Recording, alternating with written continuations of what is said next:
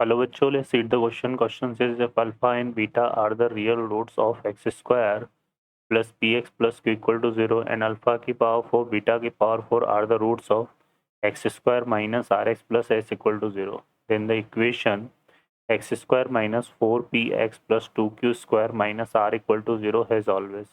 Option है हमारे पास 2 real root, 2 negative root, 2 positive root, 1 positive root and 1 negative root. Solve करते हैं बच्चों क्वेश्चन को. इस क्वेश्चन के लिए जो की कॉन्सेप्ट है वो देख लेते हैं यहाँ से हम. की कॉन्सेप्ट, तो की कॉन्सेप्ट में हम क्या यूज़ करेंगे, अगर हमारे पास कोई इक्वेशन है यहाँ पे A X square plus B X plus C equal to 0, ठीक है. तो इस इक्वेशन का जो के लिए एक तो हम बात करेंगे यहाँ पे सम ऑफ रूट की. तो इसके लिए जो सम ऑफ रूट का फार्मूला होता है वो क्या होता है, माइनस बी अपॉन ए. और प्रोडक्ट ऑफ रूट की अगर हम बात करें इसमें, प्रोडक्ट ऑफ रूट, तो वो हमारे पास क्या होता है बच्चों, सी अपॉन है. ठीक है. इसके अलावा इसका जो सॉल्यूशन होता है इक्वेशन का वो होता है x equal to minus b plus minus under root b square minus 4ac upon 2a.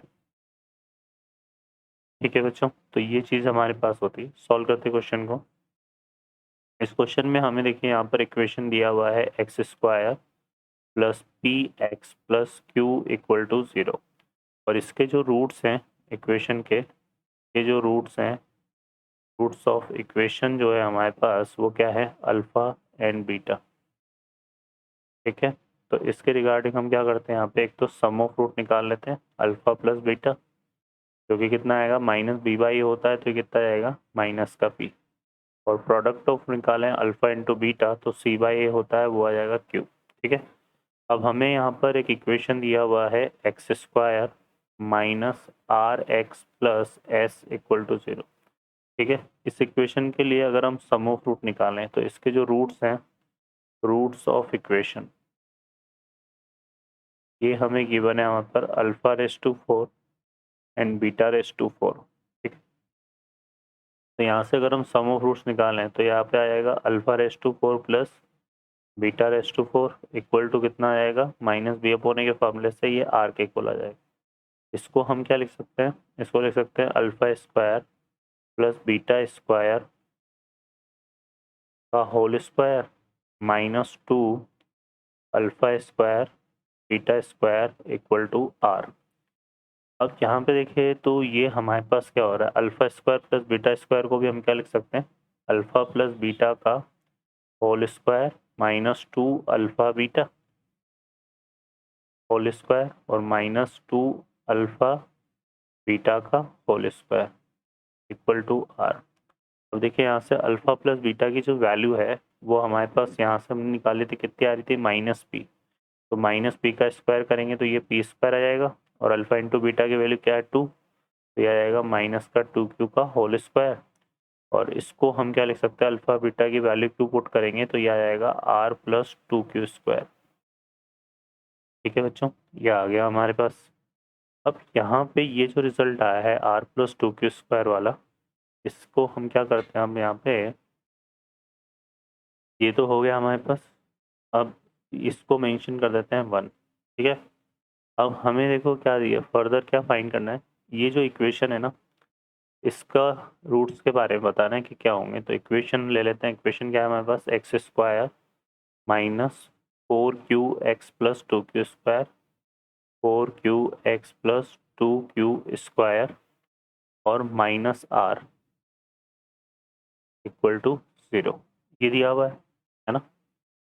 ठीक है. अब देखो यहाँ पर हमने अभी यहाँ से वैल्यू फाइंड आउट करी थी, ये 2q square r plus 2q square की वैल्यू तो ये है हमारे पास, है ना. तो हम क्या करते हैं यहाँ से, इसको सिंप्लीफाई करते हैं पहले. तो एक्स स्क्वायर ये कितना है, माइनस का 4q(x) और बैलेंस इसको हम क्या करते हैं, यहाँ पे 4q स्क्वायर ऐड कर देते हैं और 4q स्क्वायर इसमें सेपरेट कर देते हैं.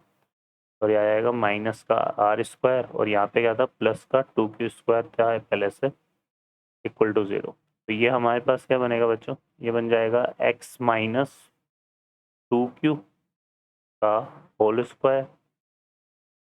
ठीक है, ये आ जाएगा. और 4q² में से ये जाएगा तो यहाँ से आ जाएगा इक्वल टू, ये कितना हो जाएगा r + 2q² आ जाएगा ये।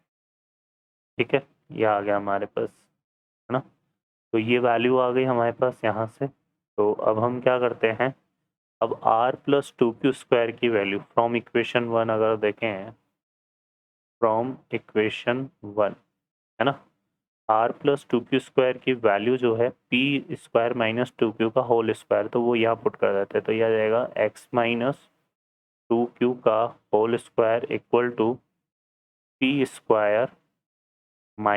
2q का होल स्क्वायर। ठीक है, ये हमारे पास आ जाएगा।